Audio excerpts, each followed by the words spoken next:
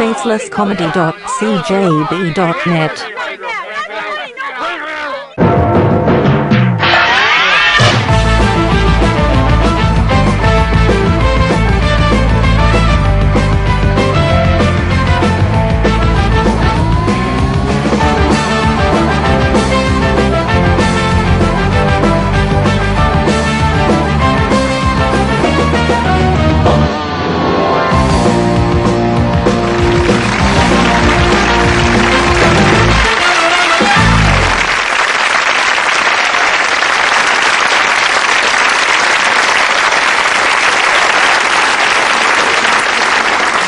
Good evening and welcome to BBC Two's Answer to Question Time. That's Gardner's Question Time, of course. In the news this week, fears are expressed that the strain of constant electioneering may be taking its toll on Glenys Kinnock. Mrs Thatcher makes a controversial appearance on Croatian television to advertise electric razors.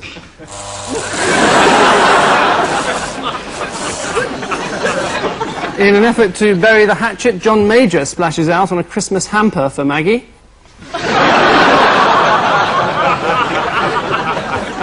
On Ian Hislop's team this week, star of No Frills, Alexi Sale's Stuff and An Actor's Life for Me, and currently appearing in, well, this programme, obviously, Jan Ravens.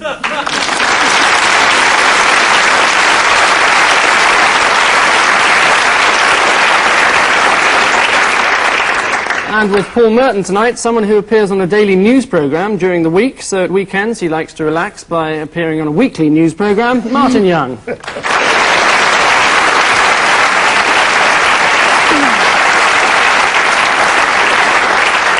And so we amble gracefully into our opening round. Ian and Jan, what's this new release?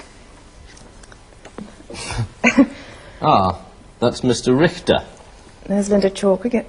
Oh yes, he's the guy that's just been released from Iraq, and he very sensibly decided to go straight home. He obviously, I think, had seen the VIP suite at RAF Line and where all the others were compelled to go. So, no thanks, I think I'll pop off to my home in Kew. Yes. He was kept hostage by Iraq, who we used to be friends with, and no one said a word then, but after the war we decided that this was a terrible thing, that he should be kept hostage. And he was put inside for bribery. The evidence created by the West Midlands Police Squad, I believe. Yes, I suppose I'll give you an extra point for that, Ian, for a touch of satire. Yes, it's Ian Richter. Not a touch of satire, it was just abuse. Yes, the points for that then, alright, got him. You can do abuse, can't you, Paul? Queen Mother's an old bag.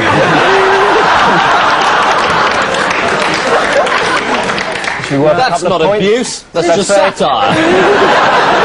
It's Ian Richter, anyway, a sewage expert who's been released from Baghdad jail after serving 5 years for offences under Iraqi bribery laws. Apparently he refused to take one. Paul and Martin, what are this lot celebrating? I'd hate to see the work that he took home with him. It doesn't bear thinking about, does it? No, doesn't get a point either. It wasn't satirical, unfortunately. Have a look at this. This is the 1991 police ball, which was held in the Strand this year. Yes, this is the Winston Silcott trial. I believe he was serving 2 life sentences. He'll be very pleased that his sentence has now been halved.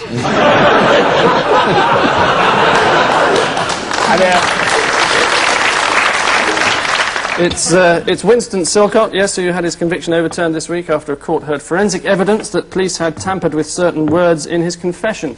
For instance, the phrase, "I take 2 lumps of sugar and a little milk," was amended to, "I am completely guilty of everything." And a little milk. Ian and Jan, who's in for a right riveting read here? Oh, this is the the chap in the hat. It's the silliest hat competition. He's been voted the winner. He's won. They've said, you know, that it's all perfectly fine. They've said that the government were wrong to put a gag on the press, and so they're all tee-hee. They're all very pleased about that. No gags in Spycatcher. God. One of the most boring books ever written.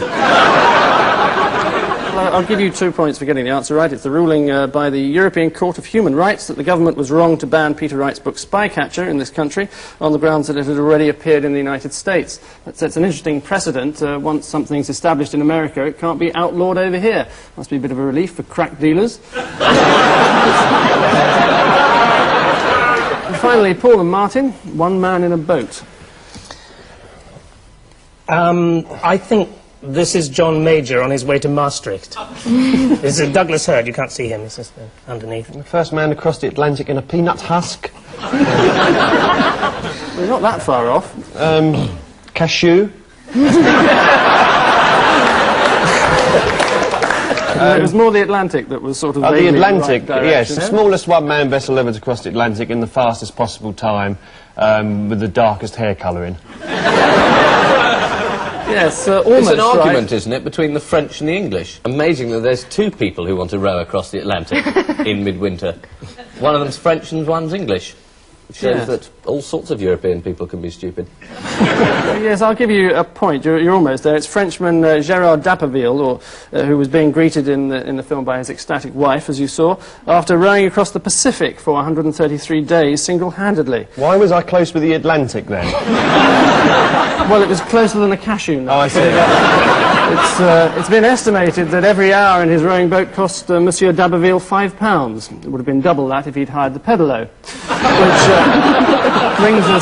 brings us gratefully to the end of that round, at which point a look at the scores tells us that, well, Paul and Martin only have 2, but Ian and Jan have a massive 6.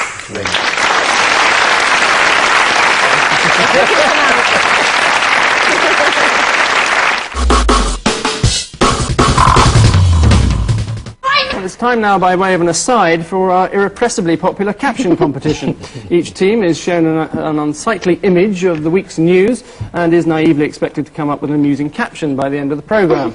Paul and Martin, here's yours. Ian and Jan, yours is here.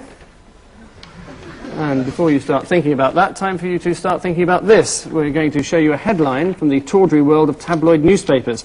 You have to provide us with 1 or 2 sparkling insights into its origin. Paul, it's a PVC plod.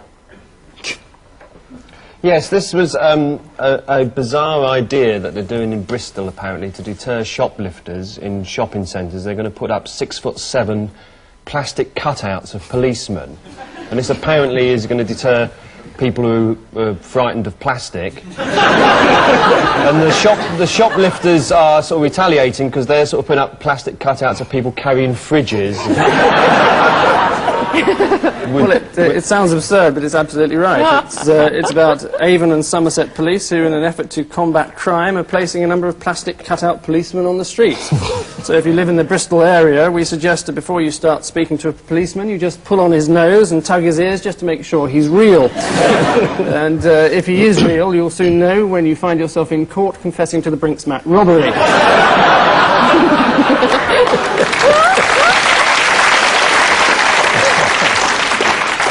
Martin, some llamas on the line for you.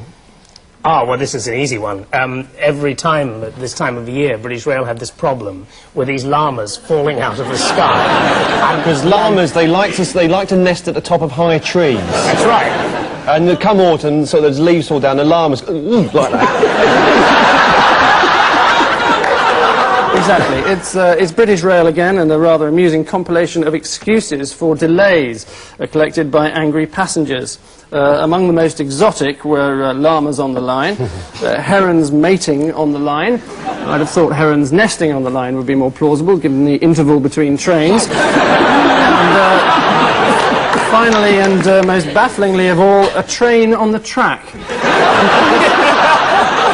Must have come as a bit of a shock. Jan, a bit of a tease for you. MP's sexy phone line unplugged. Well, this will be one of these phone lines where you ring 0898 and somebody like tempting Theresa Gorman gives you the inside information on her hormone replacement therapy. Or where Virginia talks bottomly. Or something of that nature. Yes, or should I say no? Obviously. Paul, any ideas, or Martin? Yes, I think that probably they've discovered that these MPs, when they're not shouting at each other in the chamber, are actually phoning up the porn lines, and they've put a block on their phones so they can't phone the 0898 0836 numbers. You seem to know that number off by heart. Well, That's my home number. I think it You're the one who's been phoning Mother up at 4 in the morning. No, it was Perky Paul, 0898. All right, okay, yeah. Yes, it all You were becomes... very good, though. Christmas is coming up. It's all coming out now. Yes, it's... That's not all. you know, evidently MPs have been using these services rather a lot, but knowing their regard for protocol, they probably still get their secretaries to actually make the call. Miss Fanshawe, get me busty Big Bertha minor reel whoppers on the line for me, would you? And finally in this round, Ian, I'll let you read this one out. Mum won't give a new chap with glasses a chance. This is a Thatcher question. Satire. It is There satire. was a bit of satire in Yes, there, but it wasn't actually. funny, that's the problem. Yeah. Any ideas? Yeah, the word is Like that better? Yes, I look forward to hearing it being bleeped out on the Saturday repeat. It's Carol Thatcher who failed to pay her poll tax, and she was asked, understandably by journalists, well, what will your mother think? And she says, Mum won't give a Fig. and which she knows because her mother doesn't give a whatever about anything really. Right, I think that's true. It is true. Yes, indeed, ladies and gentlemen. Yes, indeed. My name's Ian Hislop. Good night. Still, a bit difficult to pay your poll tax when you've just lost your job at TVAM thanks to another of your mother's bright ideas.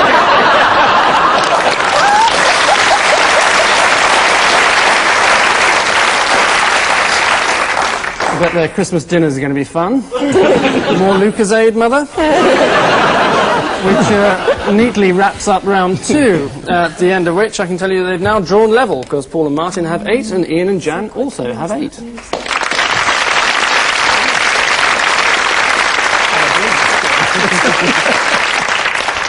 Well, we find ourselves now in the unenviable situation of having to play round 3. A baffling assortment of sights and sounds together conspire to represent a story plucked from the more obscure reaches of Fleet Street.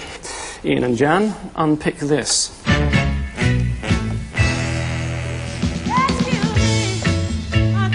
Frank Bruno. He's the bag. Scotland? Cricket.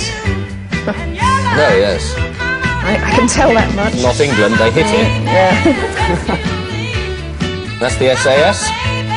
Motto, shoot to kill. No, who dares wins. And that's a boat. Well spotted. This is about a sort of obscure Scottish gentry person who got sort of taken over by one of those sort of Eastern cults. Islam. One of them. There was a Not for us to say, Ian. And his dad hired these soldiers, SAS Yep. people, to send him to a remote part of the country and deprogram him. Yes, And all those people were actually Sufi Muslims. They were. Muhammad Ali, formerly known as Oh, well, that Cat must have been it Stevens. then. Yes, not that Cat Stevens was a Sufi, of course, we'd like to make that absolutely No, he's a clear. Shiite.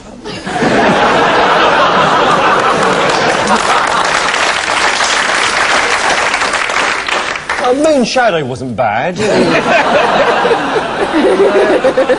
I think that's where I'd take issue with you, actually. It was appalling. It's Viscount Reedhaven, heir to £35 million, who came under the control of Sufist guru Muhammad Ali, changed his name to Abdul Qadir, who's also a Pakistani spin bowler, and lavished gifts upon his master. So if your son's approached by 2 men in turbans claiming to be Lester Piggott and Frank Bruno, look in the yellow pages under the heading Crack SAS Troops. Paul and Martin, what's all this then? Prince Charles, quite clearly. Prince Charles, Duchess of York. No, they can't be the Duchess of York. Tom Jones. God, that's gross. Loch Ness or somewhere. Bob Dylan 20 years ago. Bob Dylan today.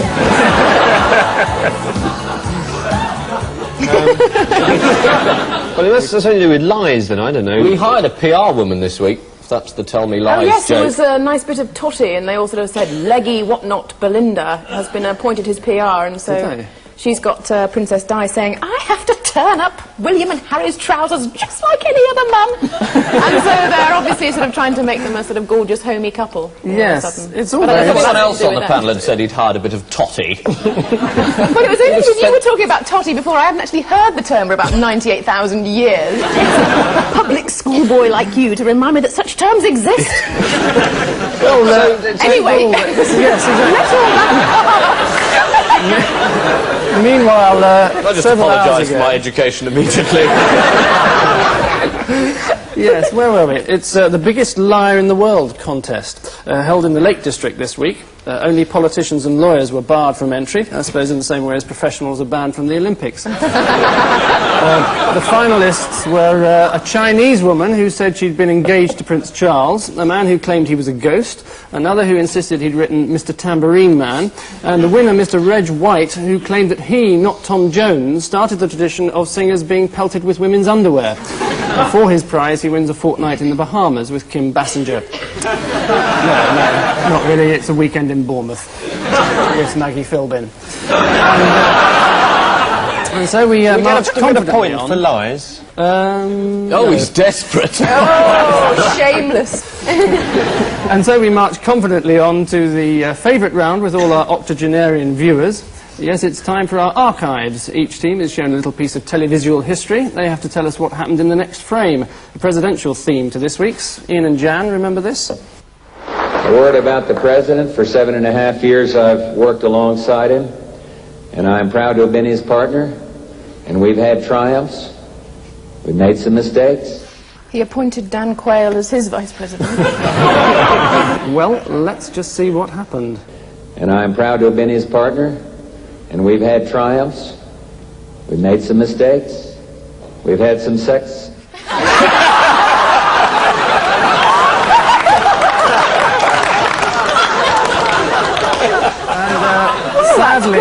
Sadly for him, he went on.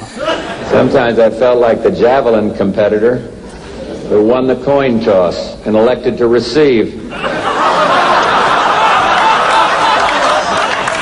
An unfortunate choice of metaphor there, with rather painful overtones.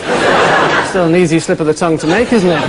Welcome, Mikhail. If there's anything I can do, don't hesitate to have some sex with me. I'll be in the White House rogering Vice President Quayle. Paul and Martin, Bush's other half now.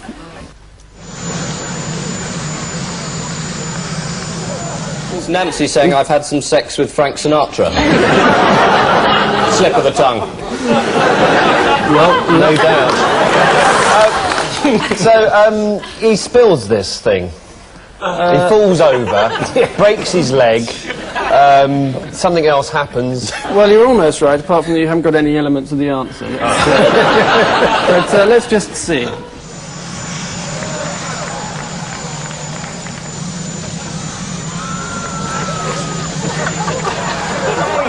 They sure know how to have fun, don't they? What is wrong with Americans? No one really knows, yes. Still, I bet they're fun to sit behind in the cinema.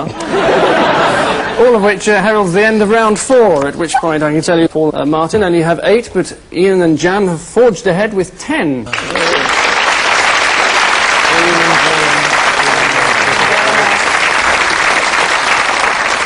Now it's time for our odd one out round, a game of devious cunning, specifically designed to demonstrate the lightning-quick powers of deduction in all our 4 panellists, as illustrated now by Paul Merton, who's going to tell us which is the odd one out among the following: Princess Michael, Michael Aspel, Michael Dennison, and Terry Wogan.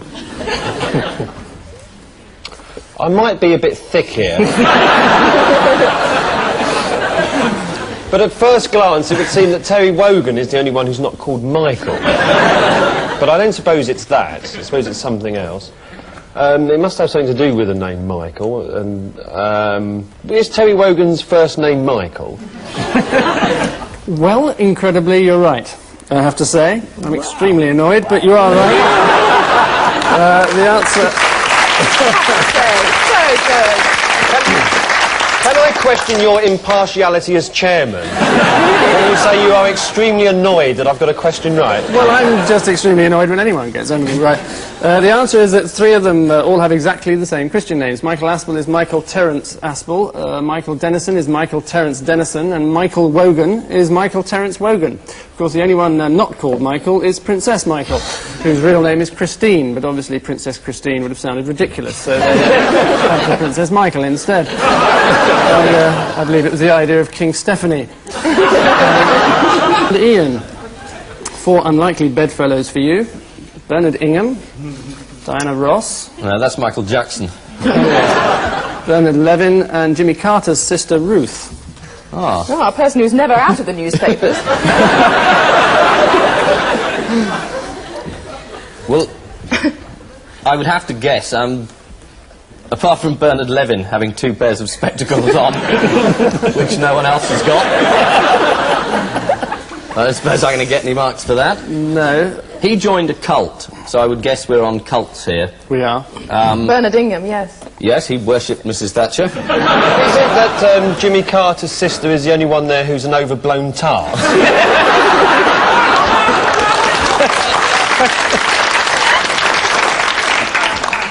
No, No. is the answer. I'm very happy And to no say. points. And no points. It's Mrs. Thatcher's former press secretary, Bernard Ingham, as all the others followed the Bagwan, whereas Mr. Ingham merely followed the bag. Which rather gorgeously brings us to the end of this round, and an update on the score reveals that, well, Paul and Martin have 11, but Ian and Jan are still ahead with 14.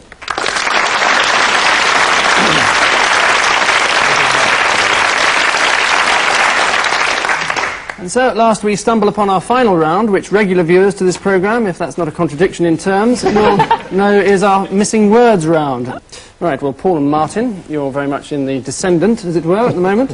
So first off, Heath collides with what? Jupiter. He took a lot of helium gas. A lot of helium gas, a wild sort of weekend party, got out of hand. A lot of helium gas, floated out into the atmosphere, hit Jupiter. Next. Thatcher is in fact the right answer. Well done. Next, Kinnock memory lapse over what? Socialism.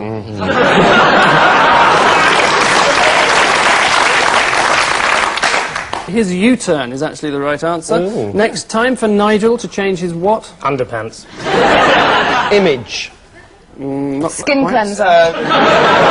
Image. Tune is actually the right answer. I'm afraid I can't listen to that any longer. Next, North denies that Waite was working for what? B-jams. CIA. CIA is the right answer. Well done. And finally, Heseltine spells out grand plan to revive what? His hair roots. Churchill. Gonna fill him full of helium and then... His No, career. it's more London I was looking for. So, so much for that. Ian and Jan, here's your lot. Frenchman makes die what? Sick. Gag. I'm not going to join in this round. I'm going to end all your miseries. It's a Christmas cracker is the answer. Next, I was soccer knife thug says who? Lord Runcie. John Prescott. Vinny is actually the right answer. Next, gasps and hoots as what is put on display? Paul Merton's Willie.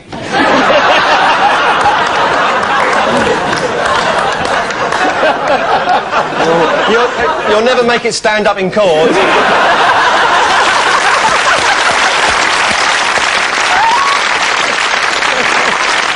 I never thought we'd sink so low. You would have got Maybe I out, did. And lady is the answer, if you can remember the question so long ago. Next, my two boys are what, says Di. Black. Plenty is in fact the answer. And lastly, Major ponders offer from who? The RSC. Screaming Lord Such. Edwina Curry. No, they're all better answers than I got. Trader. Europe is in fact the answer. Oh. So after that sad display of clutching at straws, the end result is that dear, this I week's think it's gone. Dirty Rascals are Ian and Jan with 14, and this week's King of the Castles are Paul and Martin with 15.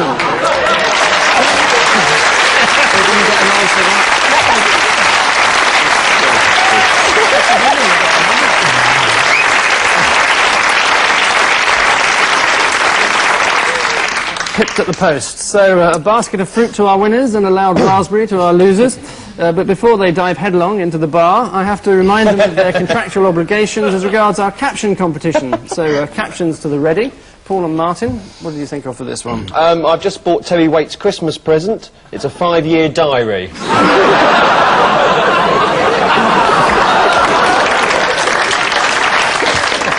Thank you. Ian and Jan, how about yours? Oh, so how long have you been a rose? That's fascinating. Is it a good job? Good. Have you met the wife? She's an overblown tar. Yes, on which treasonable note we say thank you to our guests, Ian Hislop and Jan Ravens, Paul Merton and Martin Young. And I leave you with news that after attacks on bus conductors reach unprecedented levels, London Transport this morning revealed their new-look night service. And finally, following suggestions that he may not be fit enough for the Cricket World Cup, Ian Botham denies that his smoking habits got out of hand. Good night.